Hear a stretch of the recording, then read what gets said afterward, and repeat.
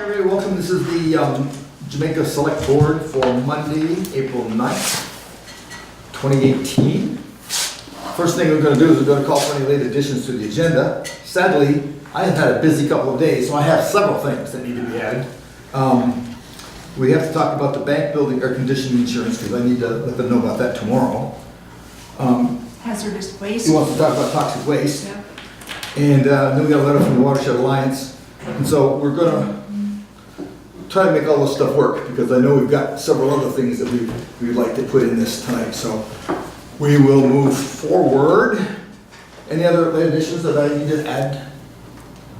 Okay, is everybody satisfied with those late additions? We can do that. I'm hearing no complaints, we'll move on. Approve the minutes of March 26th. The minutes of the March 26th meeting. There's a couple of technical things that we just need to fix, and I've already talked to Sarah about how we need to fix them. This is only the second minute she's done, so she's doing a remarkably good job. Yes. So I think, don't take any, we've chatted, so she knows it's assaulting her personally. Under number 5, where it says review the 2 liquor license renewal requests, line number 2, where it says none opposed, technically we have to say the motion passed. So we'll have to fix that. None opposed apparently doesn't equal motion passed, so we will do that. On the second page, and under number 14, this is one of those situations where I've been fighting this for so many years I've almost given up. We get into the executive session for the personnel matter, and Judy read the usual. I moved to find the premature general knowledge. That was all fine. We did the same thing when we went into executive session for the second personnel issue, but we didn't put it in the minutes that we moved to find the premature general. So that needs to be in the minutes. So I've discussed it, how we're going to fix that. And then between 8:08, if it's after the executive session for the personnel issue, executive session for a legal matter, the same thing. Where we have to put in the minutes, I moved to find that whole little rigmarole thing that we have to do, apparently by law. Then after the session, I read what we needed to do according to our attorneys to move forward with that matter, which is okay the way it is. We just need to put in that was after the executive session. Then on the last page, motion to approve the wording from the lawyer. The motion was made by Tom. We just need to say to approve the above motion to make it legal, and then Judy seconded it. And then we'll all approve it. Any other additions, corrections, deletions? Fuzzy little phrases? We accept those minutes as I corrected. have a motion. Do I have a second? Second. We have a second. Any further discussion? All in favor of accepting the minutes as modified? Say aye. Aye. Any opposed? Hearing none, they are approved. With my thanks. First of all, for doing it. Second of all, for being patient with me trying to make all this work for you. The next order of business is the usual approval of the timesheets, town office, that sort of thing. And the select board orders will do that at the end of the session. Number 5 has been modified a little bit. I originally wrote reviewed 1, possibly 2 excess waste permits. We've got the second one in that came in, so now it's reviewed 2, possibly 3 excess weight permits. And I have shown them to our excess weight guru over here. The third one, we had 2 that had come to us with the appropriate checks and that sort of stuff. This one is from Barrett Trucking out of Burlington, and the other one's from Frost Wells Pumps. The one that I was waiting on was from Camp Precast Concrete. Anyone here from Camp? Okay, we're waiting from them, so we're not going to put that through because we don't have the check from them yet. So that'll go in on hold until we hear from them. So that was left over from last week, so I wanted to make sure it was discussed. As far as the opioid permits, you had a chance to look them over? Yeah, I looked at them today. Yep, that's good. And they all have the little, These 2 have a check. yeah, the checks and the, what am I looking at for this? Oh, the provisions for no wood deck roads and that, usual exclusions. So, entertain a motion to instruct the road commissioner to write these permits. I'll make a motion. Do I have a second? Second. I have a second from Judy. Any further discussion? And all in favor say aye. Any opposed? You want a pen? Hearing that, all in favor say aye. We did that already. Any opposed? No? That passes, and then you can take care of that, right? Excellent. Now, there has been a discussion going on for months about how best to manage the Muzzy Fund. And last week, we got, over the last several months, I have been providing, you want to pass that down to Gloria Dawson and I, who at the time was running Neighborhood Connections, and I created 2 memorandums of understanding. We beat them together. She submitted them to her attorney, and the product of that is in front of you guys right now. I submitted it to Paul Gillies. I have not heard back from him yet. So we need to just look these over very quickly. If this meets our approval, what I would recommend is that we approve it, if it meets everybody's approval, pending response by Paul Gillies. Paul Gillies, for those of you who don't know, is our town attorney.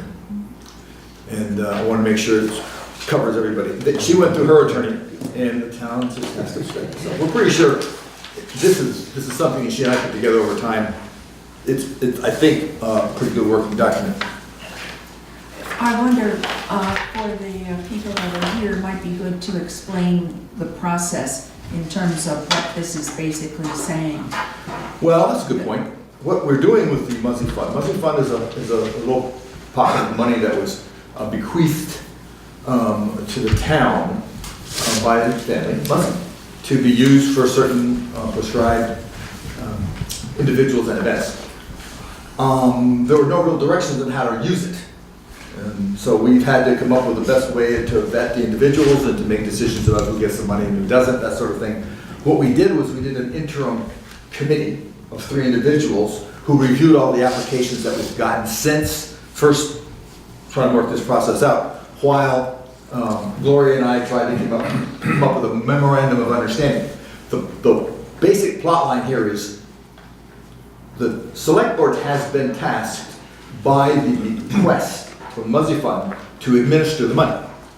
None of us, well, that's except one of us, have any real professional training experience in social work. So the idea was to have the Muzzy Fund sort of managed by us, but vetted by Neighborhood Connections, because they've got the pros there. A couple of things happen. Thing number 1 is we refer anyone to the Neighborhood Connections. Inevitably, there are more than just one little problem that needs to be dealt with. So Neighborhood Connections, because they have the resources to connect to lots and lots of different funds in the state of Vermont and federal funds, can help that individual work with a variety of problems, not just a cash infusion from us. So that's what we've been trying to juggle for some time now, and I think that this memorandum makes it clear that we are going to use them to vet the issues. They will then come back to us and say, yeah, here's what we think. Their money and whatever funds they can get in combination with our funds should be able to provide a much better response for an individual who's in trouble. Does that sound like a reasonable explanation? Yeah, I read it on. I think it's great. Yeah, I gave you that. Everybody, any other questions about it? Does that make sense? So does it completely eliminate the committee that we've set up? Well, we were talking about that. They just go, they skip through that, they just go to, That's what it looks like. Well, if somebody they'll comes just to go to the Neighborhood town, Connections. Yeah, we and that's it. they can do that. They can go to Neighborhood Connections first, or they can come to the town. Okay, And we would then say to go to Neighborhood Connections. okay, so the group that we've set up is sort of this interim group to vet things out is gonna be dissolved? Probably at this time, we want to leave it, we want to overlap, Right, just to make sure everything's going smoothly. So they're available if we run into a glitch that we overlooked. I think that they're comfortable with that. Okay, They're not gonna be our first line of defense, but something could come up where we as a select board would like a little extra input. I suspect it will work smoothly, but like anything that 2 agencies get together, put together, there could be a glitch that we've overlooked. Okay, so that's kind of the thing. Eventually, we're just gonna face them up, which I think will be satisfactory. My understanding of that, reading that, was that there didn't appear that there would be a committee, and we would have the final say on dispersing the funds. We will Yeah, also, we're the Yeah. fund dispersers. Doesn't That's say right. anything about that committee. it does not, no. This is supposed to operate independent of the committee. What we're doing in a practical thing is just having the overlap. But in fact, we, the select board, decide what monies are spent. Right. We just get the recommendations from neighborhood associations, neighborhood connections. They like a plan? Yeah. All right, I would entertain a motion to have me engage in this. So, before there's a motion, can I ask a question? Do we need to do that before Paul looks at it? Well, I was hoping to go ahead and approve it pending his response. And then if We he can doesn't wait. like it? If he doesn't like it, we don't do it. But if he likes it, because I submitted my copy, I submitted all the stuff to Paul as we've been going along. So I don't think there's any surprises here. I just wanted a final introduction. That's all right, we can probably, yeah. So I'm not gonna sign it until I hear from him. If he comes with a go, okay, then I can sign it, and we can get it in gear right away, because we've been chewing on this for a long time. What do you call It's a memorandum of understanding by and between the town of Jamaica and Neighborhood Connections. it? I move that we, Sorry about that. go along with this document, this memorandum of understanding by and between the town of Jamaica and Neighborhood Connections concerning the Muzzy fund. Do I have a second? Pending, Pending, Yeah. pending approval. Pending approval by our town lawyer. Okay. okay. I'll second that. I have a second. Any further discussion?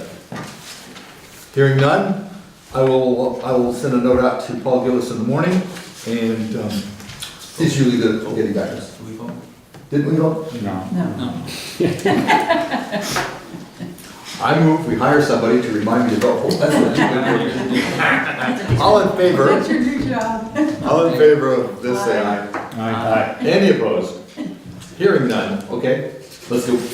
I will get in touch with Paul Gillis in the morning. Okay. We had a request from Cota and Cota. I'm guessing since you got a Cota and Cota shirt on, you are, what's your last name? Wilkinson, Tucker. Tucker Wilkinson, yes, that's the guy who wrote the letter. And you're with him as well? Yes, last name's Terry, Terry. And we have you on here? Did you sign in? Yes. Okay. The letter I got from Tucker was regarding, well, let me read it to you. I'm the current office manager for Cota and Cota here in Jamaica. I am writing to see how I may be able to add a digital sign to our local branch office. I've seen a couple of digital signs in use in the area and wish to add one onto our current sign in front of our office. If there's a permit I need to apply for, could you possibly email it to me or any information you could send me to help with this process? I would greatly appreciate it. Thank you. And he gave us warm regards, which we don't get a lot of, so we appreciate that. The difficulty with this is that our town sign ordinance, That's the phone call that's Oh. coming in. the sign ordinance, is really pretty old. You know, the most recent thing I see in here was an edition in 1966. Right. Yeah, the penalty not to, if you do it wrong, penalty not to exceed $20. One of the things I enjoyed in here too, there was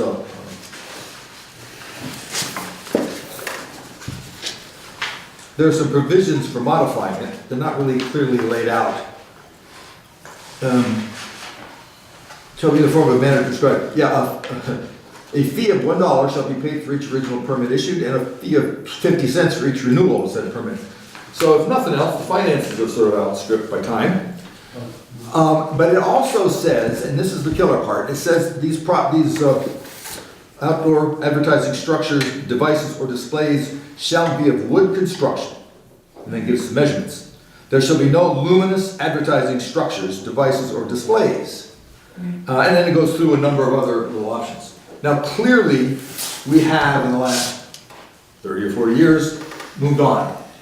But we have also enforced that wooden Parts that we have. and lighting, the way that it's lighted. We have done that. Yes, We've also permitted, as I recall,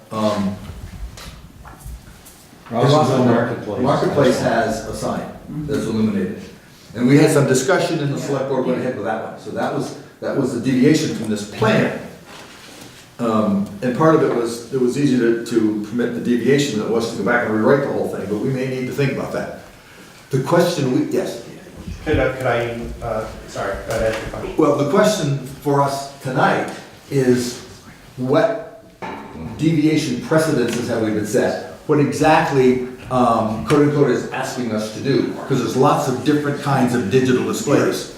And so that's, I'd like to hear for that. I'd like to elaborate on that, if we could. Sure. So, our business has been in business since 1941, and we are a very family-orientated business. This past year in January, when a lot of companies were struggling to help the customers, our business was always right there and always available to answer the phones. We've been in this office for a while now, and we've had a sparkling record of no issues, no hazmat issues. The office is very clean, very presentable. Tucker's been managing this location for several years, and our employees all receive a living wage. And the two ladies at the front desk, Liza and Lisa, basically know every customer in this town.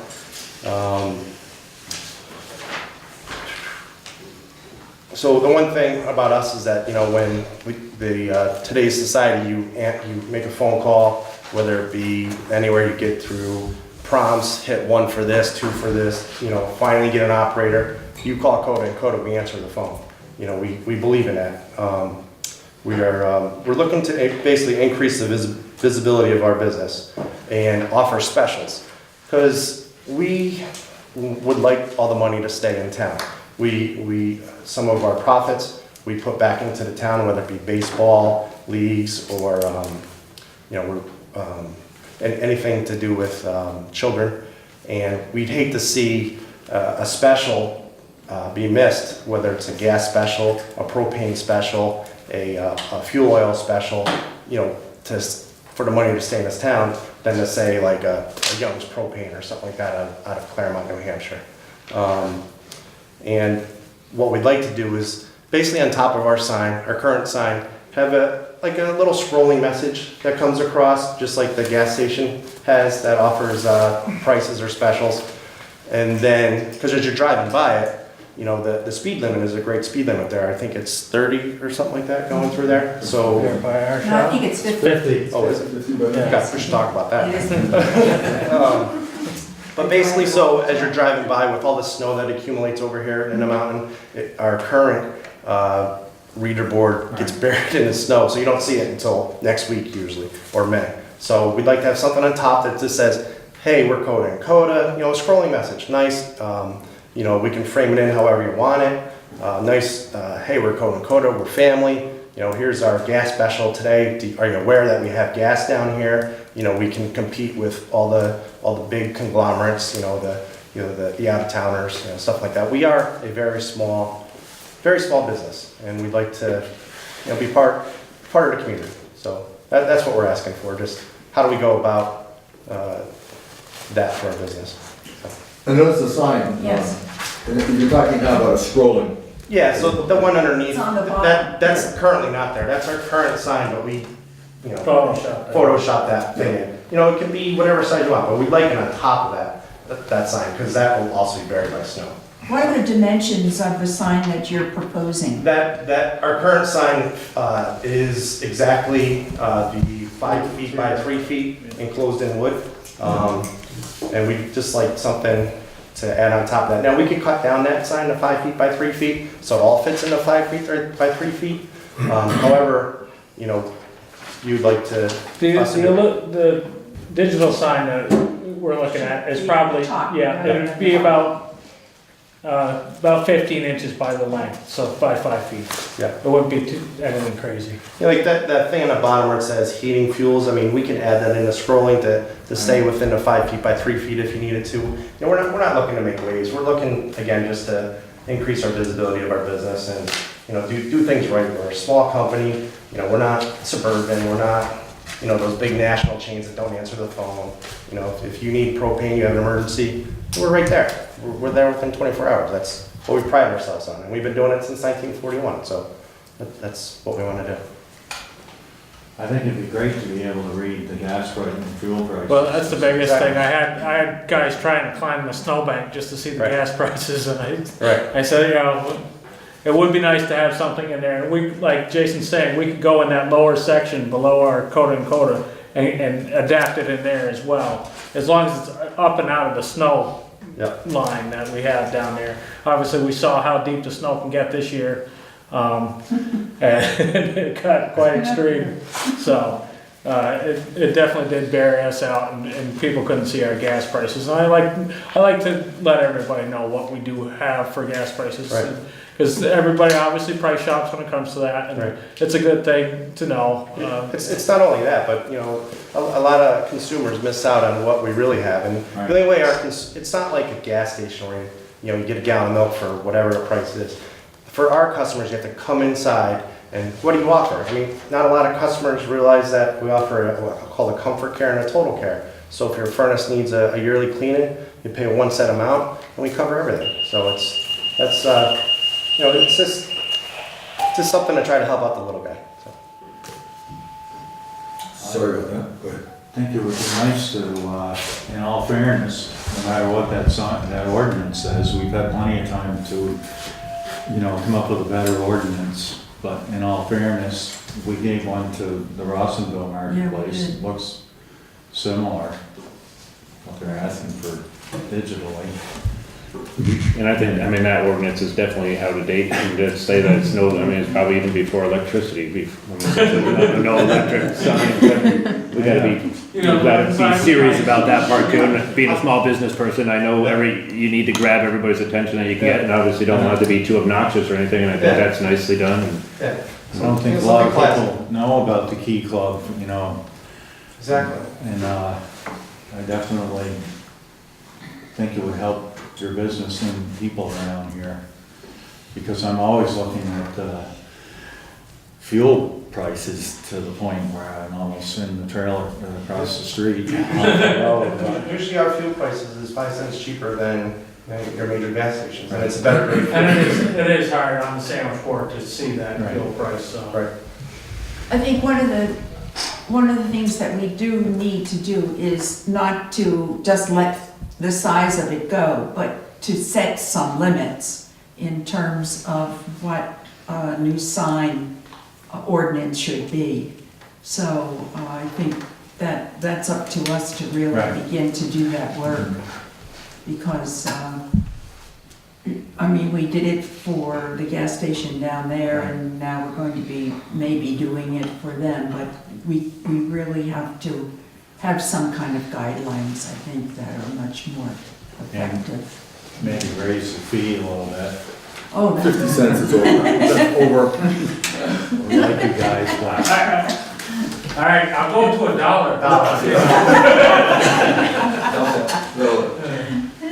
No, that's understandable. Like I said, we're not looking to really bring, Sure. landing airplanes down there. We just want something so people can actually read what's going on. Right. I do know about Cota and Cota, though. It's not a small corporation, because I know that your head people are very much involved in the legislature up north, so I know that you offer a lot of advice to the legislature, so, We try. yes. We try to talk common sense and things. Tom, do you have anything?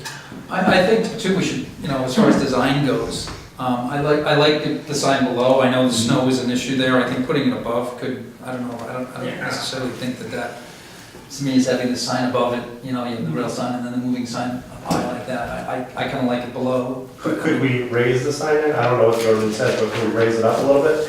Like the I legs, don't you know know what I what mean? the rules are for that. I don't have that right. I don't think there was a height requirement. I don't remember. Yeah, there was not. I No, required because I Raise read it a foot through. or It's just a 3 inches or something to get it a Yeah, little bit higher. just get over whatever the 100-year storm would be around here. Apparently, 1 year storm. Well, there's two thoughts I have. Thought number one has to do with what you just alluded to. The reality of the matter is, people are trying to read that while they're driving 50 miles an hour.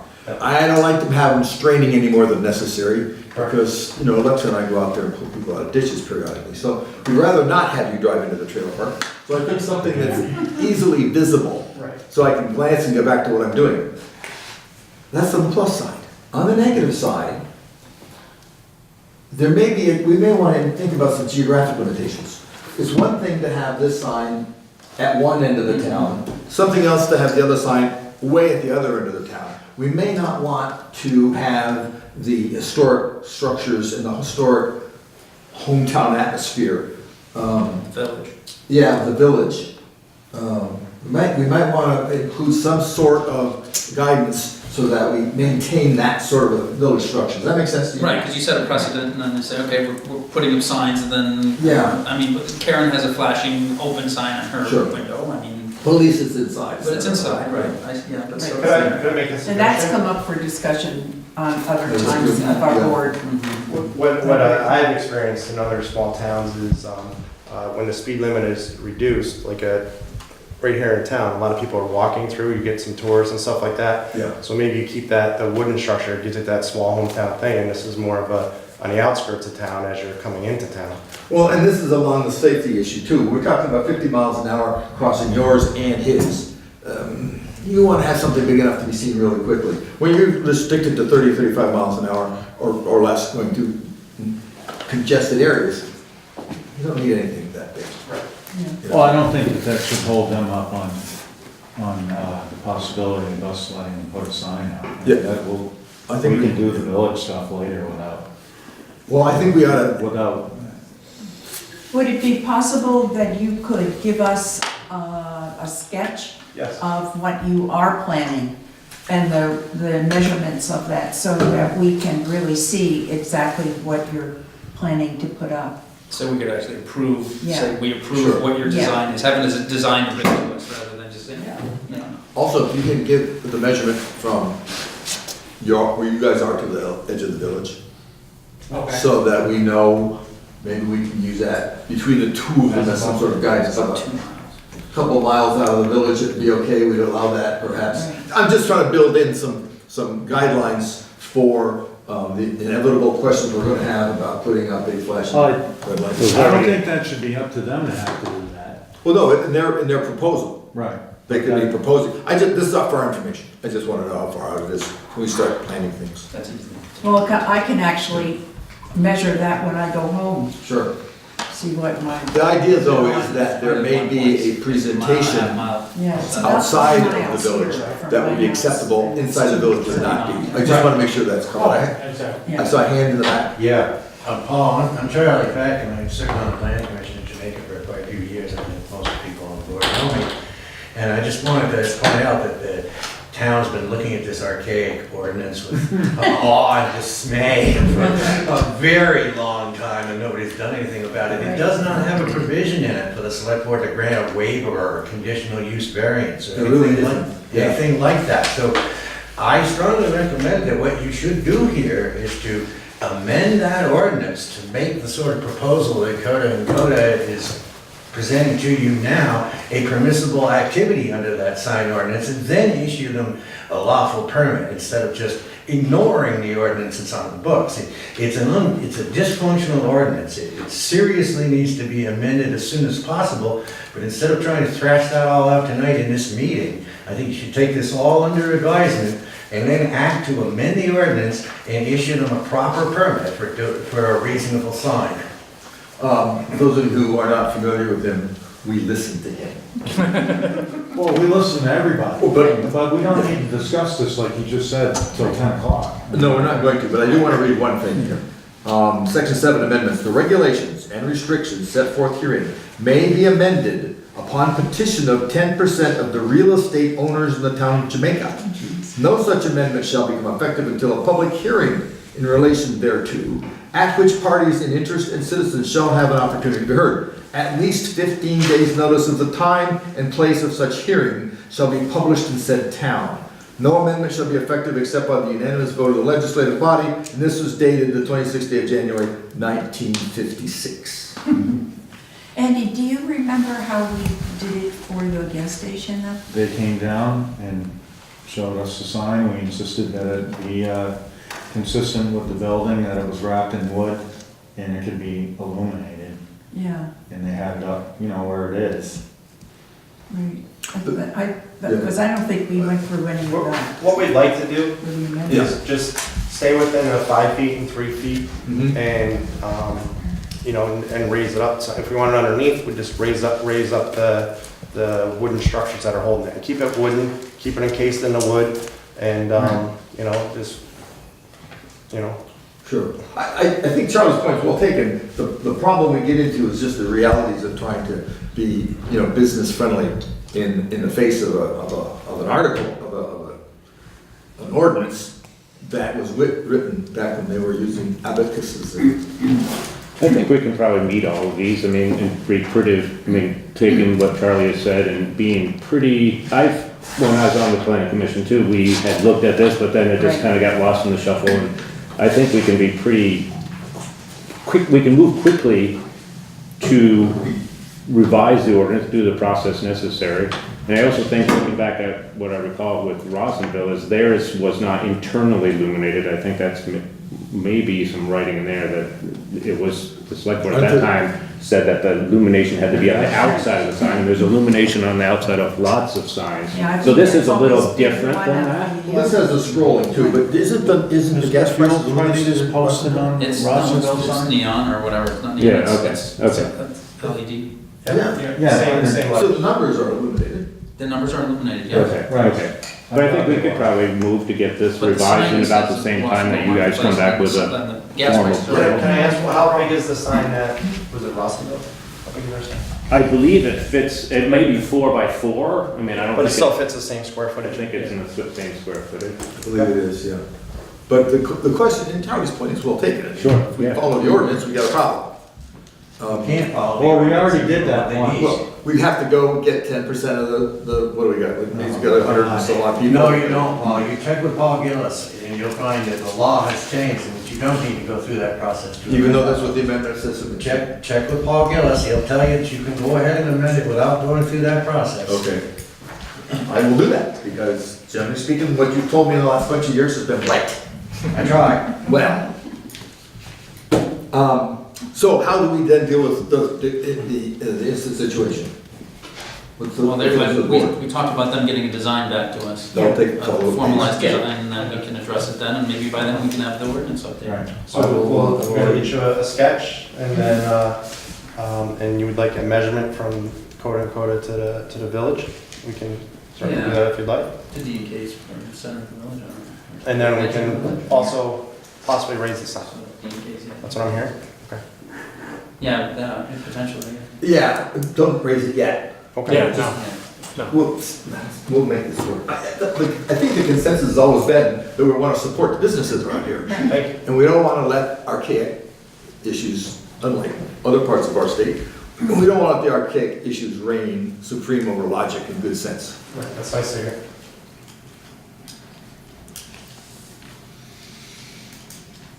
And then for the minutes, the chair will write Mr. Gillis tomorrow morning. Okay.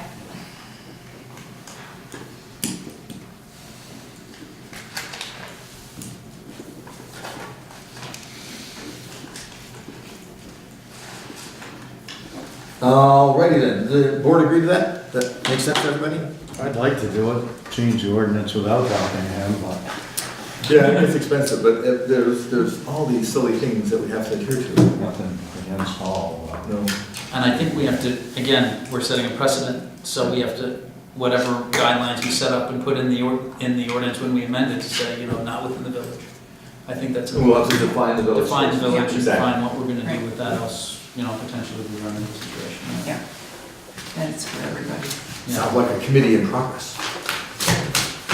Alrighty then, thank you guys. Thank Any you. other questions from us? Nope. No, any other questions for them? Do you want your picture back? Yes, Okay. I just leave my card. Please, thank you very much. You're free to go. You want to? Yeah, you can hang around for this. There's no refreshments coming. No refreshments. Thank you very much for your time. Good night. Thank you. All right, I'll write Paul. pursue that. The next order of business is something that we've talked a little bit about as well, and this was about whether or not how the town officials wanted to manage emails. Do you want to talk about that, or should we get some of the? Why don't we skip it, we can move that down. Move that to Talk when about we it. have better time. Is that, Yes. do the board? I mean, I think we should, if we can get to it today, that's good, Nice. but Those are we'll more need to listen pressing. to us at. Exactly. Talk about our emails. Okay, the next item is. This is going to be, this is one of the ones I'm injecting out of sequence. You got a history. Last winter-ish, the contractor for AT&T, for plowing the space around the AT&T building, ran into and did some damage to the external compressor for the air conditioning for the bank building / historical facility. We've had a lot of trouble getting somebody to give us an estimate about what it's gonna cost to fix it. A lot of trouble. We finally got 2 estimates. The lowest estimate was $3,980. There's a problem because the equipment is outdated, and getting up above for a lot of the equipment was a major chore. The other, I don't have the other one in front of me, it was like 8,000 something, it was significantly worse. So anyway, Air conditioning's not functional. well, that's the tricky piece. It's actually producing cold air, but it's outdated in the freon, or whatever chemicals they're using is outdated, and so you can't repair it without completely changing it over to the new chemical. So there's all kinds of little complications. But even though this condenser is about this size, was knocked off center and bent up pretty badly, somehow it's still working. So it's generating enough cold air for the Historical Society people to continue to function the few weekends that they're actually functioning when there's heat outside. So we're not exactly sure what best to do. I talked to one of the members of the Historical Society today, and there's still some unsure about what's going on, but at this moment, they don't need it today, but it does work when it comes back on. So the insurance company sent me this email. The gentleman who's the rep, and so he's accepting the lower estimate of $3,980, plus he's willing to pay for the $280.34 that we spent getting the system we have now inspected and serviced. So even though it was serviced with old stuff, it's still working and it's functional. And it's not a fire problem at this point. So, for the select board, can I, as your representative, accept his offer of $40,260 to make us whole on this topic? Yes. And we can move on from Then there. that'll fix the. That's gonna redo the whole thing? Well, here's the reality. Yeah. To redo the whole thing, this would correct it would change it over. Yeah. But it would change over old equipment that's outdated. One of the things that the Historical Society suggested is that we use the system we have now until it no longer works, then use this money to put in perhaps window air conditioners. Something that's easier to maintain, they're cheaper, they're less cost to put in, but also to maintain at the time when that's needed. When you asked if we should take the money, and I said yes. Yeah. I think we should take the insurance money and then deal with it later. That sounds like a real good plan. And there's no stipulations of what that money can be used for? No, he just said this will make us whole, and I said, Insurance check. yep, it's an insurance check. What we then do with it, put it towards a new one, which would be very expensive, like in the $8,000 range, or towards some upgrades to the winter, some other possibilities. But this I think, you know, we have to also, and then again, this is a conversation for later, is is there environmental controls in there that's protecting historical Right. artifacts? Exactly. And if window air conditioners aren't gonna cut it, then, you know, I think that's a conversation to have with the historical society. Or the That's- windows are not available to have, because that's an Right. old building. It is. We thought perhaps instead of changing the historic glass, just cut a hole in the wall and stick it. That'd be less damaging and less disgusting looking. So you're right. I think how the Historical Society and we decide to manage that could be a discussion down the road. But I did tell him that I would get back to him tomorrow with an answer, and he would like an address to send a check. Sounds good. If we're all in agreement. I'll make a motion to agree to take the insurance money from, who is it from? This is from the Progressive Insurance Company. Progressive Insurance Company for $4,260.34. Do I have a second? Second. I have 2 seconds. Third. Yeah. Thirds. Any further discussion? All in favor, say aye. Aye. Any opposed? Hearing none, I will contact him tomorrow.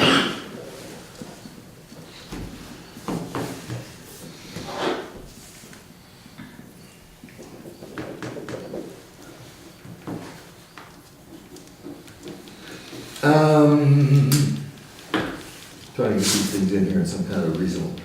We had some discussion. This is really fast. This is very quick, promise. We got a letter from the Southeastern Vermont Watershed Alliance. I'll read it to you. There's not actually necessary. Southeastern Vermont Watershed Alliance is very grateful for the support you and your community provided to us. It is the community partnerships that allow us to continue to collect samples throughout the summer to check area streams for safety and to identify problems. We in turn are able to help the state of Vermont build a base of data which will allow them to target areas of concern. Clean water benefits everyone. Sincerely, Christine A. White, President. And I just present that because it just arrived for us all. Any questions? Okay, thank you, Christine. Now, we had presented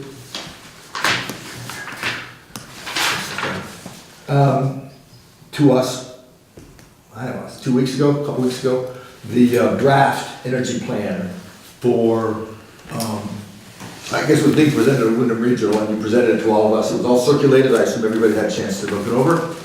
There were some questions. I submitted some questions, and I got a response back from that, and I think I shared that with everybody too. So you wanted some time to talk. Before we say anything else, I don't know who the author of these things are. I'm looking at Rebecca smiling and looking to her left. Very, very impressed. Very well written, very well presented. So if I have anything need written, I want to call one of you guys. You can pass it back and forth. Yes. I just wanted to, first of all, thank the board for doing a lot of heavy-duty reading. Really appreciate it. It's an important process, and it's important that we get feedback every step of the way. First of all, I'd like to invite the other members of the board. Did anyone have any additional thoughts outside of the ones that Paul shared with you? Yeah. I do. Okay.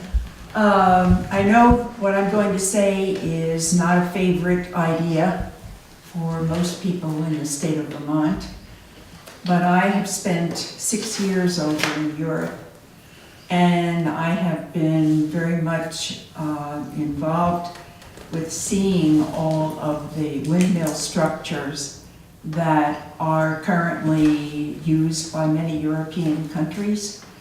Spain particularly is one of the largest ones. France is very much involved with windmills and electricity. And to just limit that to the solar array, I think is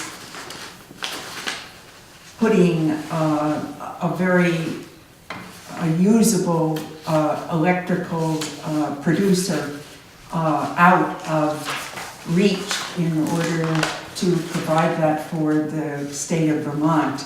So I'm just putting in my idea that I would still like to explore the use of windmill, and I know that down in the, not beyond Wilmington, between, what is it?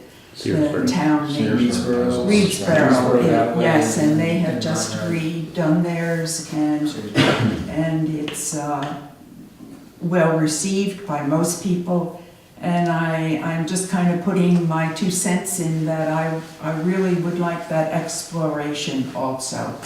That I think at some point along the way, our science will be so far ahead that all of these arrays all over the landscape are going to become obsolete, and probably windmills also, that it's something that I think we really need to consider as another option along with it. I'm not saying no array, but I'm saying that if there's a possibility to include, as Searsburg has it, that ought to be put into it also.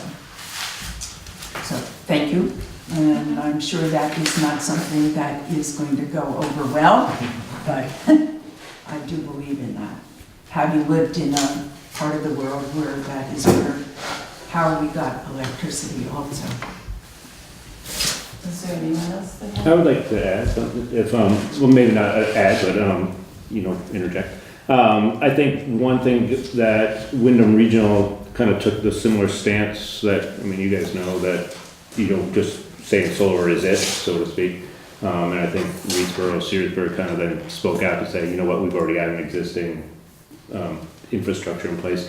And I think Chris did a really good job pointing out the technologies of what's there, what's not there, what's moving forward, what's way out there, and that kind of thing. And certainly a lot of that's unknown, or at least, a little bit harder to project. But one of the things with the generation of different powers is the balance that has to go with it in siting things. And one of the things with wind is not, it's a great source of energy, but there's a lot of balance that goes with it, which isn't really in keeping with our village. It might be in keeping with Townsend or some other spaces, but with our really tight topography, with the potential for erosion and the ridgelines, not just for the scenic aspect, but to be able to put structures on the top of ridges and stuff is a little different than throwing something in Oklahoma. And the same goes with a dam and a river, and the same goes with putting a solar array. So all those things have to be kind of in balance. So I think, to Judy's point, I don't necessarily want to rule anything out, but I think there's a lot of other,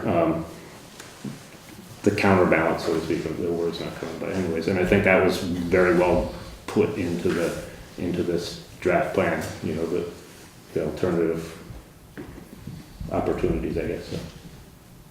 Yeah, I think that's one of the things that struck me as I began working on this, is that the topography of Jamaica is just so up and down that, between the runoff and the erosion problems, that there's hardly any really wonderful, good spot of land for a wind array. That said, in the plan, we do certainly talk about smaller structures for wind that are totally welcome if they can be situated, so that they fit in a neighborhood or in anybody's land. Everyone has a right to do that with their land.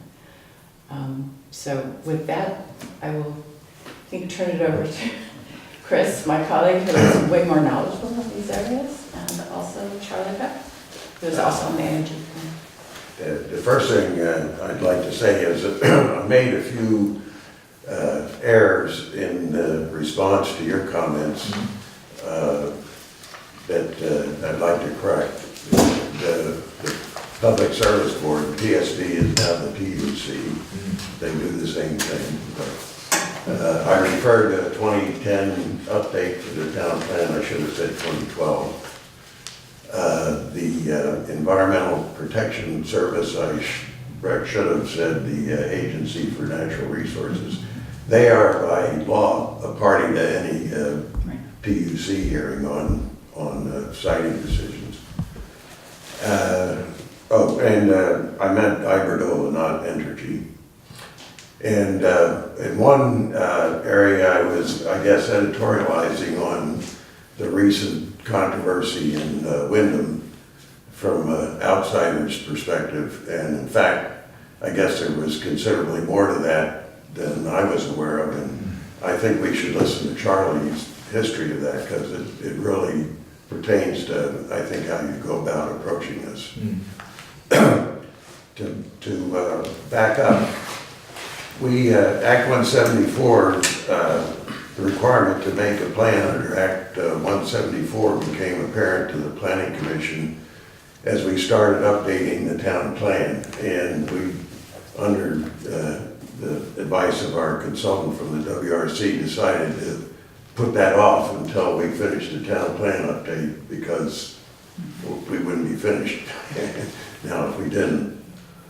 So we started this in, I guess in December, and about the same time the WRC made an offer to help us, and you recall I came before you and asked you to sign our application for that, which was approved. Act 174, the gist of it as far as the industrial wind goes is that if we have a plan that is compliant with Act 174, the PUC will give our town plan substantial deference in decisions concerning siting industrial generators of any kind. And substantial deference is defined as they'll observe what we say in our town plan unless there's some overriding state interest to be considered. So we thought we were on the side of the angels in providing an energy plan that keeps industrial wind off our ridgelines. We've had ridgeline protection provisions in our town plans dating back to 1997. And Rebecca has done quite an extensive job of researching those, and there's, I don't know if you can get those out, but I can. they're, I mean, even as late as last November when you approved our town plan, there was a provision in the land use section that said no development on a ridge line is absolutely nothing, and then enumerated several things Read these,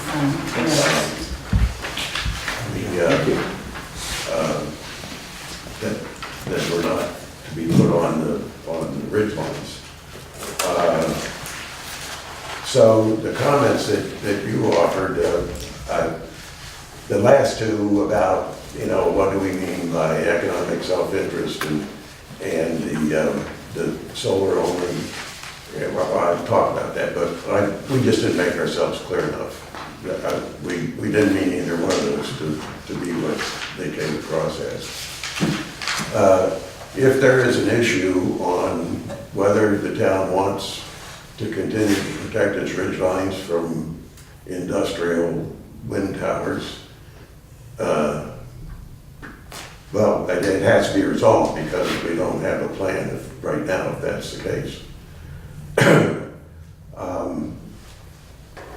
I will say this, I see you have the wind potential map in front of you. Yeah, this was the stuff that I circulated on, I sent everything you sent me to everybody else. Yeah. And this was one of the printouts. And this has the wind resource map that's produced by, I gather, This was produced by the state. They're using something called the LEAP model, and I don't know, at least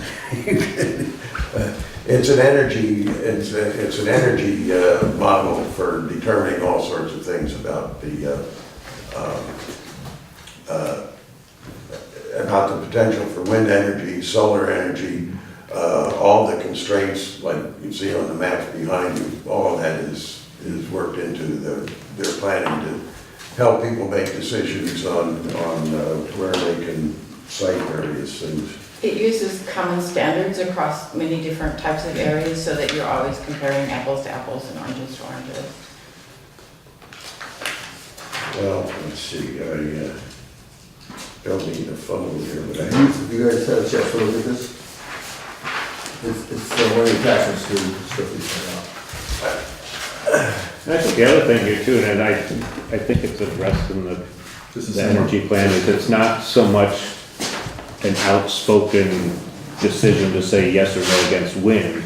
It just so happens that the most opportune places to generate wind are the most susceptible environmental areas, and that the energy plan and our town plan will be just as strong if somebody was gonna build a solar array in an environmentally sensitive area too. I mean, we want our town plan to be strong in that sense too, so it's not necessarily yes, no wind, it's, those two things happen to have a very strong correlation of where the wind would be sited versus where other things are sited. Well, as you see, if you overlay the conservation areas in our land use section of our town plan, they lie right on top of the high potential wind areas. So there really is a conflict there, and if that is to be undone from the way it's been in the past 20 years,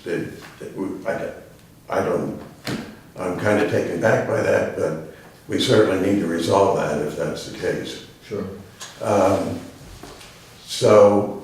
What we can do with these maps is overlay the parcel map, which is what we've done there, so people can make informed decisions about, what to site on their land, and overlay the other town maps, the conservation areas and the special sites and all that, to make the case specifically about where these wind towers would be bad for, our conservation objectives. The town plan, or the energy plan we wrote goes into discussing that.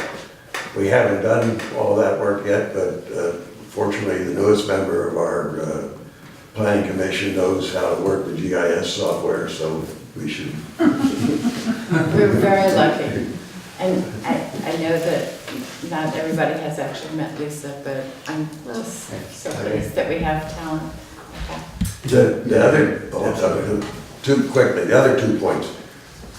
We didn't mean to suggest that residential wind, we have no objection to that. The WRC assigned only solar goals to us, so we probably were focused too myopically on that, but we'll expand the plan where it needs to be to make sure everybody understands residential wind, which also shows up where is perfectly acceptable. The state has noise limits rules that apply, but other than that, there's no reason why it can't be put. I guess as a town, we want people to be sensitive about siting wind towers and or solar arrays where they have the least impact on our view sheds, but those are individual decisions to be made in the future. The second thing about economic opportunity, I did not mean to suggest there was a trade-off for people who were really hard-pressed financially between that and saving the planet. There's a really big carrot coming if all this technology pans out in saving energy bills. We can cut the electric bills in half. I'm not so sure, Tesla Roadsters would do so well on other town roads, but assuming that alternative automotive technology matures and it's based substantially on electric vehicles, the cost of fuel is going to collapse to almost nothing. And there's a lot of conservation measures we can take, excuse me, before any of that happens to cut our energy bills. And one of the main roles of our committee will be to bring those to everybody's attention. Are you aware at all, what was it, a year or so ago, when they were putting the array up on Route 100 and we were invited to become members? Well, we've been invited to a couple of projects. One was down at the, On Route Where 100. Daily Concrete was. Where what? Where Daily Concrete Yeah. was. Oh, okay, yes. Up around that bit. Yeah, Is that London? and- Is that Jamaica? Is that London? Yeah, it's Uh, It is Jamaica. Yeah, and what was happening was, speaking about what the savings would be, we came to the conclusion, the board, that it was not much of a savings for our town buildings that we were going to put on. Do you guys remember that? Yes. We Yes, locked out a couple of times not getting involved, but yeah. there's a couple of different situations. Yeah. And this, I It had to referenced, do with economics. well, I referenced that in the change. Look at figure 5 in the plan, and you'll see that the cost per kilowatt hour of, excuse me, renewable energy is expected to dip below propane and natural gas in 2025. Excuse me. And by 2045, it's supposed to be half of that. Maybe by 2035, it'll be enough of a spread. So if you had the same proposal then, you'd decide entirely differently. If, you know, as I understand those contracts, the decision to turn down was correctly made. It would have, it couldn't have cost less, and it might have cost more. And that specific project, we got in at so late in the tail end of that particular one that our percentage that we would have realized from it wasn't really worth the time. I'm not sure that was the same one. I think that was the one down in Brattleboro area where this was the one that was up on Route 100. Well, there was a couple of them, and Yeah, when we did the research and the discussion, it all looked like it was not a real good idea. Right.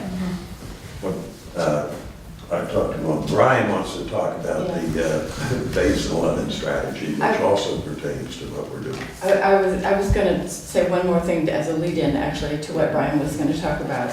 So looking at the past town plans, and I only went back to the 90s, I need to, I guess, go into the vault to get the older ones from the 70s, so I'm making a date with Sarah. The emphasis was on the view sheds and on the scenic quality, the scenic value of the view sheds from the point of view of recreation and tourism, which is a huge part of our economy. One of the things that it actually didn't talk about in terms of protecting those ridge lines was the effect of constructing roads and structures on the top of very fragile soils and ridge lines like that. And Brian's expertise is in hydrogeology, and I would like to call on him to talk a little bit about how that would affect the basin area that we are situated in geographically. Well, one of the direct comments from the WRC on our plan was that we should refer to Basin 1113 for referring to specific regulations or standards or acts that actually do apply to these areas. And this tactical basin plan was prepared by the Vermont Agency of Natural Resources, also with the Department of Environmental Conservation and Watershed Management Division. And so I looked into the plan, and it was prepared to be in accordance with some Vermont state agency regulations, the Vermont Water Quality Standards, the Federal Clean Water Act, and some Code of Federal Regulations, this 130.6, which correlates and I guess is along with the Vermont Surface Water Management Strategy. And this plan focuses, I mean, it has areas all across the state, but this area has the West, the William, and the Saxon rivers as their main focus to have basically actions in place, this management to help preserve and help restore the area. They understand the balance of, you know, you have resort areas and you have industrial uses, but how do we manage that to not affect our water quality and our scenery here? We have a lot of rare and threatened endangered species along these water corridors. And especially in the higher elevation areas up here near Stratton Mountain. There are also a lot of significant natural communities that you don't have at the lower basins. So they came up with a plan to protect what they saw were specific impacts. That was those impacts are water quality, sedimentation, and temperature changes. Up here, we were within one of the areas that had the highest temperature change along our river corridors due to the amount of deforestation during our rain. And that also correlates to the other significant factor up in this area, which was sedimentation. So they, this plan, they came up with, and they targeted all the towns in here, specifically Jamaica being one of them. And they had these specific actions to limit sedimentation, to limit actions that could affect water quality. And industrial uses was one of those things. And, you know, they have some specific action items in here to, they name the Dalwood area, they name a lot of the West River areas around here, Londonderry being one of them with their high bacteria load. And they basically, and actually they identify they want to work directly with Jamaica to access and implement actions to limit sedimentation, improve water quality. And the ridge lines, you know, that being that Jamaica is basically one giant watershed for the West River. I don't think there's any spot in the within the entire border of Jamaica that does not drain to a tributary, that doesn't get to the Ball Brook and the West River. That,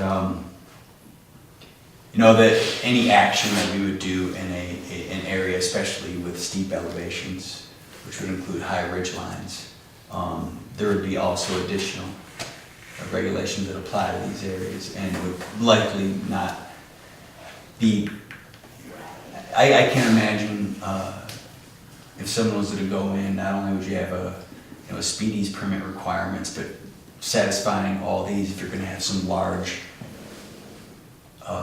impact area on a ridge line. I don't know what mitigation factors could go into effect to not cause some sort of sedimentation or water quality issue that would be affected by these regulations. So it's just something to consider. It was, they asked us to include this as part of the plan, and these regulations, I don't see how they would, any development on the ridge lines could basically be done where you would be in compliance with these regulations. That's about it. I have on my land a waterfall, and many years ago, I wanted to put a hydroelectric generator on that waterfall, and I've been laughed at for doing it. And yet we have a really good flow over, it's on Turkey Mountain Road, you may know where it is. And that's another possible area of putting some electrical uses with water, not just air or sun. That's actually something that we talked about in our last planning commission meeting, where it was mini hydros, and Lisa is actually tasked with doing some of the research on that. So we wanted to cover all of our bases and be able to have a really well-formed, comprehensive plan looking at energy going forward till 2050, really. One real quick, you mentioned something, and what comes to mind with me is how Stratton managed the issue that you're talking about with some of its structures and some of its construction, and that is the construction of a sediment pool. That you go downstream from the impacted areas and you construct a sediment pool. And I know at one point they were running streams underneath the little lake they used by the golf course to keep the water temperature correct so they didn't, make fish uncomfortable. So there are provisions. I mean, there are people out there who construct these sorts of mitigating, I don't know if you want to call them devices. I guess it's a device of some sort. Mm-hmm. And I guess I'm not entirely sure when we say that, well, we can't see how this could be done. I can't picture a windmill being any more environmentally destructive than a chairlift, for example. The footprint's a lot smaller for opening.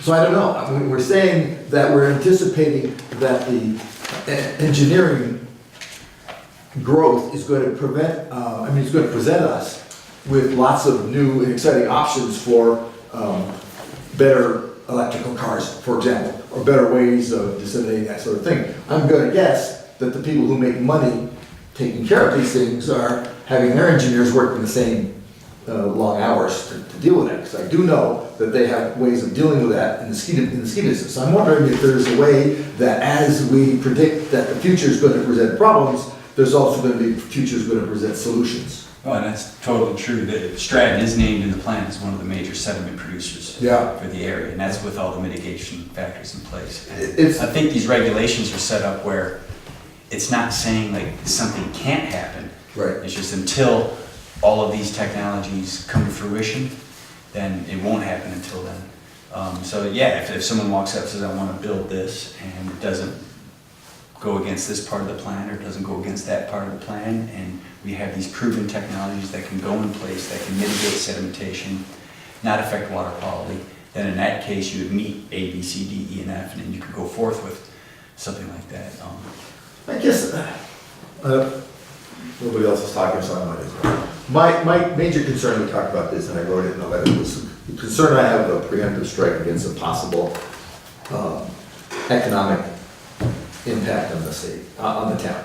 If in fact, someone comes up and says, this is what I've got, here's the damage we anticipate this particular endeavor is going to produce, here is our environmentally sound solution to that problem, the result of which is an economic shot in the arm for the town, I would think we would not want to preemptively shoot that down in 2018, if 2028 somebody comes up with a really good idea. And so that was my concern about when I used the word preemptive strike, because I think that what we're doing is, I'm gonna make a little comparison here that, forgive me, I don't wanna write a regulation right now that's gonna resemble our sign regulation from the 50s. So that 20 or 30 years from now, Charlie will be here saying, you know, when you guys did this 50 years ago, you see what I'm saying? I want to make sure that we are going to encourage economic growth and economic, just basic increase of the tax base. But I want to encourage economic growth, and I don't want to make a plan that sounds like we're not. If we take the things you're talking about, and what you and I are talking about with Stratton, for example, and incorporate them into them, make sure that should this sort of endeavor be offered, that it's commensurate with the technology of the times to prevent that kind of damage. That makes sense to me. I just don't want to sound like we're not interested in even looking at that. That's kind of what I'm talking about. I don't think we are sounding like that. I'm on this board, I'm not agreeing with everything. You know, I don't think Paul's speaking for the whole board, he's certainly not speaking for me. I agree with some of his points, but, you know, I certainly don't know as much as you know about this, but concerning the windmills, doesn't like Stratton, the elevation, throw a real big wrench in anybody really being interested in constructing massive windmills? Doesn't the wind come from there and it's blocked? I mean, that's just one. Especially in the three ridge lines in the western boundary, I expect they'd be very upset. Anybody would be interested in even trying to put windmills up there. That's just why I'm not quite so alarmed about those stuff. Certainly don't know as much as you guys do. I was just going to say too that this is a plan that is going to be renewed or reviewed every 8 years. So I don't think there's a lot No, of. 5 years. It No, must it's be been changed. every 5 years. It's changed to 8 years. It's changed. Really? They Yes. just changed it. I'm sorry. I'm trying to count them. So it will be looked at on a regular basis. And I think that's one of the most important charges of the planning commission is to keep track of the laws that apply and new technology. That's the reason we're here. And I think that we would be derelict in our duty if we didn't do that. I really do. Also, I know that Charlie has, I think, some additional comments beyond what Chris has. Yeah, I think I have the answer to Paul's concern about preemption. Okay. Paul, your concern is very valid, and I've been hearing it, listening to it, considering it from other select board members around the region for many, many years. And the facts of the matter are that the town of Jamaica preempted by using regulatory language in its town plan any development of any sort that comes under the jurisdiction of Act 250 on its prominent ridgelines in 1997. And after public hearings and town surveys and so on and so forth, the town's successive planning commissions and successive select boards since 1997 have been ratifying and readopting that regulatory prohibitive policy. The policy has been used by the town of Jamaica in Act 250 proceedings to caused the District Environmental Commission to deny Act 250 permits for development on those ridge lines. That's the way the town plan is supposed to work, and the town's been enforcing it. So the town of Jamaica actually did preempt all commercial development on those ridge lines in 1997, and when you folks on the select board signed the recent readoption of the town plan, those policies that were entered into the plan in 1997 remained in the plan. So you have preempted the revenue from those sources in an effort on, I think, mostly to protect the town's current primary economic engine, which is recreational tourism in all of its many and varied and lucrative forms. The answer to the concern that select boards have about what are the consequences and what might be the downside of preempting an unknown future source of revenue, something that doesn't really exist on our radar right now but might come along in the future that might be a big moneymaker, a big benefit to the community. The answer is that the community has the ability at any time within the 8-year cycle that Rebecca just mentioned to amend its town plan. So if the Planning Commission, which is supposed to be aware of continuing economic changes, becomes aware of a new economic activity, such as very large-scale industrial wind generators, for instance, that are not compatible with the current Jamaica Town plan, it's the Planning Commission's responsibility to recommend to the Select Board and work cooperatively with the Select Board to amend the town plan. If you start out by preempting, you're negotiating from a position of great strength because your officially adopted town plan says, no, you can't do it. It also says in the law that we can change our plan through due process anytime we feel that would be desirable. So it opens up the opportunity for the town to examine the new revenue opportunity in great detail and then hold a community forum if necessary, even put it to a binding community vote or a referendum, although that's rarely done, it can be done. The select board then has the opportunity to hear feedback from the community and get a sense of whether or not it would be in the town's best interest to amend the plan and remove the prohibition. That is what Wyndham did in the case of industrial wind. And since it's getting late tonight and you've got other business before you and other people have spoken on this issue, I came down here tonight primarily to speak about the issues in Wyndham because I'm very, very familiar with what went on with Wyndham's planning effort since the very early days back in the 1970s. I worked with their planning commission and select board for years, and I was their primary consultant, I think it would be fair to say, during their dealings with Catamount Energy Systems and Iberdrola Energy.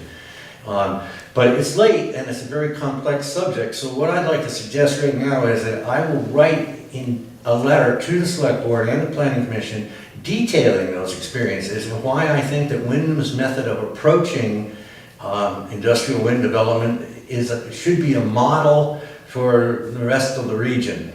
That's what the Wyndham Regional Commission thinks, and I think Jamaica will think that too once you have the facts.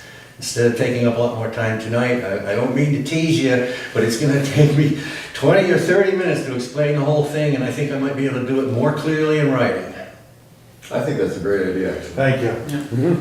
Yeah, thank you for two things. One, being sensitive to the clock, and the other one, having that history that you're bringing forth so I'm sure. Well, I've been doing this for a long time, and it all looks like deja vu all over again to me. What you folks are going through now, I've been through before in detail. Good. And I understand and sympathize with the stresses that are on you and the complexity of the job you're doing. Appreciate that. Well, you can be our guide. We'll hire you as a guide. Well, I'll be your citizen, you know, I'm a loyal taxpayer in the town of Jamaica. I've been here since 1950, and I'm not planning to go anywhere until I go on feet first. Let's put that off a while, so we've got another 50 years we may want to use you. You put it off until you have to read my letter. Right. Okay. I'll get to it as soon You as I said it, not me. All right. Thank you very much. I really appreciate that. This is obviously something that's going to take us some time. The work that y'all have done is incredible. It's a huge amount. I think I'm representing just myself when I wrote the letter, but I shared it with everybody else. I think that there are some questions, and you guys have answers, and we're going to make this something we do together. That's the way to do it right. Yeah, I think that's the only way to do it. Yeah. Can I propose at some point having a joint planning commission and select board meeting to get, as we get further along in the process, to hash out some of these details? I think that would be a good idea. What, We what do need is to get our, to somewhere, right? could We you, do need to get somewhere. Yeah. could you articulate our goal for all of this? Well, the primary goal, as I understand it, is to make sure that the planning commission, as they are sensitive to the realities of all the stuff that's going on out there, that we don't have the time to chase down, that they're able to articulate the situation to us, hopefully in simple English, so that then we can support them. Ultimately, the select board makes these decisions, Right. but they've gathered the information. They're the ones who are informing us, as I understand your position. You Can I understand? just speak to one detail about what Jimmy was asking?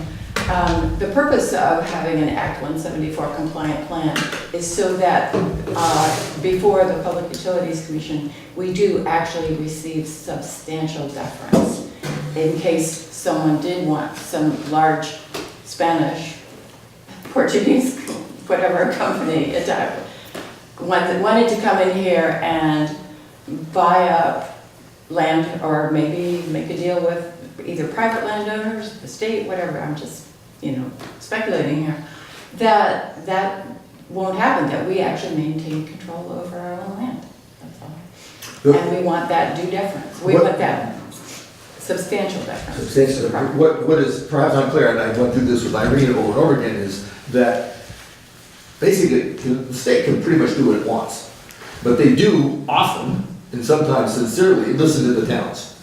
And the advantage of a planning commission's perspective for us is that they articulate a particular position, then the state listens to the town collectively as one. And I understand how that works, and I've seen it work during the Irene mess, and I do understand what you're talking about. So it seems to me, if I'm hearing correctly, we already have that plan in our plan. Well, this is a big And are we making a new plan? Are we suggesting that we're going to go solar? I mean, what is all of the work that we're in the process of doing? What? The planning commission is proposing to amend the existing town plan. The existing town plan, to comply with the requirements of Act 174, which is recent legislation. The existing town plan that we have today very specifically uses regulatory language to prohibit all commercial and industrial uses of any kind on those ridge lines that are suitable for industrial wind. And the Planning Commission is attempting to address that regulatory issue, the conflict between potential siting of industrial wind and the existing provisions of the Jamaica Town Plan in its proposal for amendment.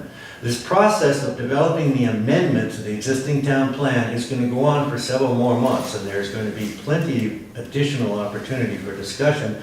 And I am sure the members of the Planning Commission would be happy to talk with you and anyone else about this outside of the meeting. But what I want to say right now is that what's happening now is we have a town plan that's in place. It says what it says, and it says, in effect, industrial wind is not prohibited in any place where it might be economically feasible within the town of Jamaica. So what is the amendment that is being proposed? We don't know yet because the planning commission is in the process of drafting it. No, they're in the process of drafting it. I asked them. Yeah, well, we have a draft of what the amendment, that was the draft energy And plan. that we just read. That is just a preliminary draft. And what we're saying is we're gonna do it this way instead of putting windmills on our ridge lines. But is there a deadline, a 2018 deadline July for something? 1st. There is a schedule Yeah. that, I guess we really don't have to meet if we don't want to. The 174 is a voluntary. It is, but we got funding in order to create this enhanced plan, and we're taking advantage of that funding to That makes comply sense. with Act 174 to strengthen our position. Because of the unique topography of this town, I think that we owe it to the town to protect it in that way. As far as deadlines go, there is a sort of a minor deadline of July 1st. That's when the grant funding, the Department of Public Service awarded a grant to the Wyndham Regional Commission to run several pilot projects to provide technical assistance to the towns to update their plans to comply with Act 174. And Jamaica was selected as one of them. London area and Wyndham and several other towns were also selected. But Jamaica is one of the towns in that group to get technical assistance from the Wyndham Regional Commission that's paid for by the Department of Public Service grant. So we don't have to pay for it out of town funds. We're getting their staff time at no cost paid for by the state. And the work product of that grant is a hearing draft of the proposed amendment to the Jamaica Town Plan. That's not an adopted amendment, it's a hearing draft that the town then can take and do what it wants with. You need to complete the work with the Wyndham Regional Commission staff and complete that hearing draft by July 1st. But you can then take as much additional time as you want to consider that hearing draft, perhaps even amend it again if you decide to, before you actually act to amend the plan. So you're looking at a deadline of July 1st just to take advantage of the funding that's available right now from the DPS. But there's no deadline on when you must complete the amendments to the plan. The first deadline that actually probably caused all of this right now is that there was a preliminary draft that was due April 1st. Right. Which And that is, needs to as a cheat. courtesy, we shared it, it's posted on the town website, I said, Right. so that everyone can look at it and tell us what they think. I mean, we want public input. All of the elements in that draft are public data. It's public information from the Utilities Board, from Efficiency Vermont, from the census, from our previous town plans, all sorts of public documents. There's nothing private that is in that draft right now. What we hope to get later is more feedback from the town so that we can actually massage it and shape it to the way that is just perfect. Is there a plan for hearing or a We haven't scheduled one yet, but yeah, for the time? there should be. Yes, that would come after July 1st. After the hearing draft has been prepared and the work with the Wyndham Regional staff is ended, then the Select Board and Planning Commission working together can choose a time to amend the plan. And the plan amendment requires at least 2 public hearings. You can hold additional hearings if you feel that would be advisable. But the minimum, mandatory minimum, is 2 public hearings. One held by the Planning Commission, and after that public hearing, the Planning Commission then presents the draft to the Select Board with a recommendation. Then the Select Board has to hold its own separate public hearing. And after that second public hearing, the Select Board can convene additional public hearings if it feels the need, or it can act to either accept and vote into effect the amendment, or to reject it and send it back to the Planning Commission. Thank you very much. We would like to hold a public information briefing similar to the one you conducted for the water and sewer project, after we get comments back from the WRC and Sure. see whether we have a... Yeah, I think that the time frame you're talking about makes sense later in the summer, maybe early fall. Yeah. Well, anything else we would like to pick the brains for? Any other questions? This is very enlightening. Nicely done, a lot of information there. Yeah, really, yeah, I know. We figured that part out. She's pointing to you, you know. Very well done. When would be a good time for the Well, combined meeting of the board and the planning commission? sorry. When would that, what are your thoughts on that? I think we did get some feedback from Wyndham Regional first. Why don't I initiate a communication with Paul about that in the next few weeks after we hear from them, and we can set something up? Sure, and include Andy, because he'll be filling in if I'm not. Oh, yes. Yeah. Yeah, I get, Yeah. I meant, well, actually, when I say Paul, I mean the whole thing. The collective Paul. The collective Paul. Where is what I'm doing my taxes, collective Paul? I should say, if it reads like actual English, it's because Rebecca's copying it. Oh, between the two of you guys. Oh. Whatever you all did was a superb job. Veda, yes, please. I just want to mention that April has a 5th Monday that neither the planning commission or the Look at select board this. meet. Oh, Maybe a little oh, early. you have something else, okay. Well, We can work that out. Thank you for paying attention to that. If this pop, I think we've gotten as far as we can tonight with this, we'll move forward with it. I would ask your forgiveness if we put the other thing you and I wanted to talk about up to another week. Because it's 8:30 now, Yeah. and we have things we have yet to do. Do you mind if I do that? That's. Because we had talked about another issue, as we were I'm so trying. excited about it, I don't understand. Well, let's do one thing at a time. All right, any other questions regarding the draft? If not, we'll go ahead and move on to the next item. And thank you all very, very much, especially for the work it took to put that together. And see where we go. And thank you for bringing Charlie. He doesn't show up very often. Obviously, he's coming to watch you guys, not us. I'm getting kind of old and lame to slide down that ice hill from my house down through the park. It's pretty steep and dangerous at night. So it's the only coming. Chris was very thoughtful to drive out through West Wyndham Road, which is not that great. And right now, to give me a ride. The reason I don't show up is not because I don't like you, but because it's actually physically difficult for me to get here. Well, plus I'm blind and I can't drive. And we're on TV, so you can get all the fun without. I watch you on TV as much as I can stand. And sometimes I can't stand it anymore and I have to turn off the TV. That's not really encouraging. Thank you very much. You're always welcome. Yeah, you're welcome. All righty.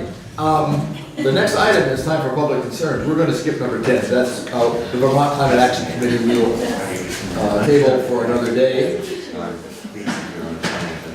And we'll move on. Is there any public left for concerns? I have my thing. And we have one more. Winter solid waste. It's right after that. There's no public left. We have time for anything else. Yes, can we take, excuse me, we're going to continue. Go ahead. On the wind and solid waste, I have gotten an email and talked to Kristen, who works for Wind and Solid Waste, and they would like to have a Saturday from 8 to 12, either the 12th or the 19th of May, where people in the town of Jamaica can bring in hazardous waste. And instead of having to take it all the way down to Wyndham Solid Waste in Brattleboro. So it's a great idea because we have been unfortunately collecting batteries that we're not supposed to be doing. And those are issues, and what I need the okay from the select board to have this particular Saturday morning for collection that will happen, so. Where would they do that, Judy? Right on- At the dump? At the transfer station, yeah. Okay. What day do you think is better? 'Cause I I'm all like the for it. 19th myself, rather than the 12th, and, huh? May? Yes, May. Yeah. And I just want to go over very quickly what are the kinds of things, basically for our television audience. These are the main ones: oil, paint with oil in it, motor oil, antifreeze, all sorts of pesticides or all sorts of poisons, fluorescent lamps, batteries. Those are some of the ones that are household wastes that are primarily going to be collected and that we do not collect on a regular basis at our transfer station. So it's a good opportunity to kind of do some spring cleaning and get rid of all of it without having to make the trip all the way to Brattleboro. Is paint included in that too? Yes, Paint, I'm Oil. sorry. oil paint, Oil, okay. Latex is hard to get rid of, but yeah. you can get, if you don't mind, you can get rid of latex paints at like Sherwin-Williams if it's marked and Right. fluid. Okay. And maybe Miles, even if you didn't buy it from there.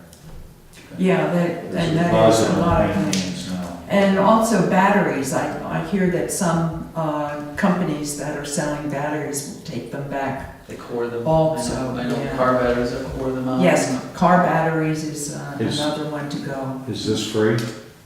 I'm not sure about that. I know that the batteries that we have mistakenly collected, we're gonna have to pay to take them down to Wyndham Solid Waste, so I don't know. And I will find that out because we're going to have posters all around town I think that's telling good. people. Yeah. I believe too, I went to one in Wilmington back, it was in the fall, and it was free. You just Was pull it your free? car up and they basically have guys who come out and they unload it all. Yeah, And they have big, tractor trailers and they just throw the stuff in there and then Yeah. the cart We've off had- and they go. yeah, we Yeah, got it's it great. before. I think it's a wonderful idea. Yeah, I think the it is. 19th is better, it gets more time to promote it. And I think in general, we, and I say that us and transfer station, that we probably don't promote these things very well, and when you pull into the transfer station, there should almost be a handout, this Yeah. thing's coming up And I next plan- week, this You is, know, I to mean, put signs all let over people it, know, yeah, have the attendant pass those out so Yeah. people do know. yeah. I do need a vote. Yes, I make a motion that we support the toxic waste collection On the 19th. on the 19th of May 2018 at the transfer station in Jamaica. Do we have a second? Second. Do we have a second? Any further discussion? All in favor? Aye. Any opposed? Any abstentions? Hearing none, Thank passes. you. So I'll begin working on that and let Kristen know that we have voted to have that happen. Thank you. Thank you very much. The other item that was added, we have an executive session later, but I want to cover yours first. Yes, so the email situation is basically, I went out to Network Solutions, I know, we looked for the email that Pam had sent out before, I guess you couldn't. I don't know where it went. Looking at different solutions that were potentially free. We can host email through Network Solutions, which is, or through GoDaddy, which is who we have our internet through, but there's a cost, it's like I think it was $126 a year or something like that. I just need to get approval. I can get that number definitively. I'm sorry if I wasn't prepared, because I was prepared last week and I'm not prepared. You weren't feeling good last night. No, but we can get that number, and then I just need select board to approve that we spend the money, and then we buy that through GoDaddy, and then we can set up these email accounts quickly and go from there. But there's different levels of. I think now we have one email address, and if you want to get, I think the next level is 10 or something, or 6. I think we can get away with 6 or 7 if we got the town clerk an email address and all of us. And I forget, I think it worked out to about $126 a year. Well, she's got one now through Sovereign, right? Yes, I was Right. ready. No, I Separate? see cable. I feel they should all be consistent. I feel they should all be JamaicaVermont.org I think As that opposed makes as sense. opposed to Sovereign. as opposed to Sovereign. Yeah, but she's The already town got clerk, Jamaica Town Clerk. It's SB cable. SB Cable, sorry about that. I guess from a professional standpoint, the way I view it and the best practice is that, we want to professionalize the town email. And then that email is that's official email versus our personal accounts or a Sovereign account. I mean, I guess her account would technically be official, but then it wouldn't be consistent with the rest of us. I think best practice is one of the absolute best words to describe it. I mean, It is it's the very, best practice. and it's also from a legal sense, I think it covers ourselves a lot better, and just from the professionalism that we put out there, and, I mean, $126 a year. It wasn't very much, no, it wasn't a lot of money, and I From an apologize administrative for not having cost. that dollar amount, but I can get that, and I send an email. Are we paying for what she has now? It comes through cable, yeah, I mean, we get it through our internet service. Yeah, Right. they provide you so Up to many the general emails. internet service, Through the but general not internet specifically for their email packages. That's correct, there's no email, I don't, So would we have to shut theirs down no, we would just switch, we could forward, over time? I'd have to look at it, you do a transition, basically, and like you have, if you said you use your personal account, there would be a transition through that, and you'd have to say to people, you can send it here, but maybe have something on your email at the bottom that says, hey, I have a new address, if you're doing Jamaica Town business, Sure. use this new address, please, and call people or whatever, If you have 30, 40 people out there, that's, if you do one a month, that's one, And eventually it all is pretty natural. I mean, if you just start sending stuff out through a new email address, that's what Correct. people are gonna reply to, and then it's just all gonna eventually be there. So it's not just for our communication with one It would- another, it's for our constituents. The clerk. Also to Everything. use. Right, so it would be, jflowers@jamaicavt.org. So that would, then we would obviously publish these on the website, and they'd be out there for people to contact us or external. I think too, it's probably agencies. help all of us in the ease of operations. I mean, I can't imagine the hundreds of email, I mean, I've got basically four different email addresses for different jobs I do, working for the Windhoe School Board, now the Jamaica Town. Yeah. And I mean, I think would probably make all of our lives a little easier too, not just from what it looks like from the professional side, but just have everything all in one place. We wouldn't be you know, reduce the likelihood of things kind of getting lost in the shuffle and that kind of thing too. So Right. Well, I think That's my it's- 2 cents. So. Yeah, I hear the best practices, and I think, I wish that we'd done this 6 years ago. I'm obviously invested in 4 or 5 different positions where people are coming at me from different directions with the same phrasing clue. But it's certainly something to explore.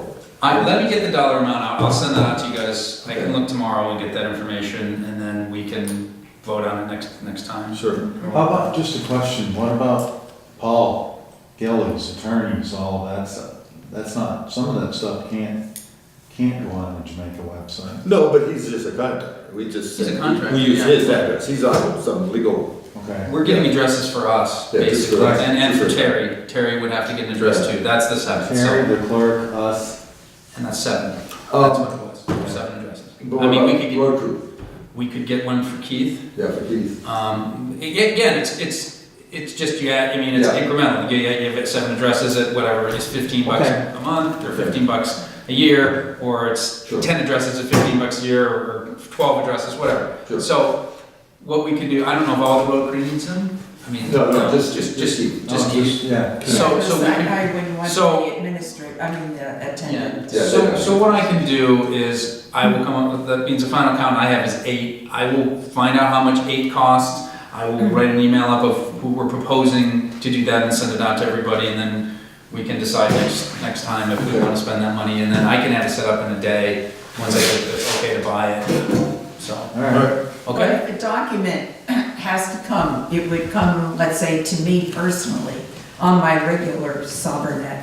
Right now, but eventually it wouldn't, eventually, But if it's, that would be all right, that other people wouldn't be able to get into that document, is that correct? what do you mean? I'm confused. Okay, So if you send it, no, I mean, so right now if it goes to your email, it goes into your email for Sovereign. Okay. But if you have another email address, it's gonna go to that other email address, and there'll be a portal or something, you'll have to set it up, you'll have to set up Outlook or something like that to access that other account. And I can help you with that if you need, that's what well, I do. when it comes to computers, that's where my age comes. Okay, well, I'm here to help, I'm here to help. All right, sounds like a good plan. Okay, I will get that to you guys this week. Thank you very much. Thank you. Anything else before we go to executive session? Let's see, somebody needs to, well, I don't know if the chair can do this or not. Why not? I don't know. I'll do it. Let me get the little paper we gotta read. This is an executive session for I personnel can do matters. that. I move to find premature general public knowledge of the personnel issue would clearly place at substantial disadvantage because the select board To replace the to individual. replace the individual if it discusses the replacement of the individual in public. Do I have a second? Second. All, any further discussion? All in favor, say aye. Aye. I move that we enter an executive session to discuss the personnel issue under provisions of Title I, Section 313A1A of the Vermont statutes. Do I have a second? Do I have a second? Any further discussion? All in favor, say aye. Aye. Any opposed? Abstentions? It's carried.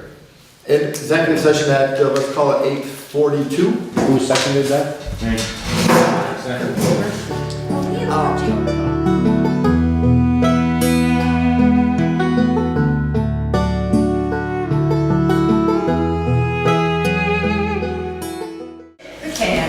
I will, We're not gonna get the, oh, I'm sorry. I was gonna put a motion to adjourn the meeting. We do have to come out of executive We session just come and, out of executive session, you don't need to. and you have to say, no action. We're coming out of executive session, decision for no action, and then thus I'm making the motion to adjourn the select board meeting. Second, that motion. Any further discussion? All in favor? Say aye. Aye. Any opposed? Hearing none. We stand adjourned at 9:26.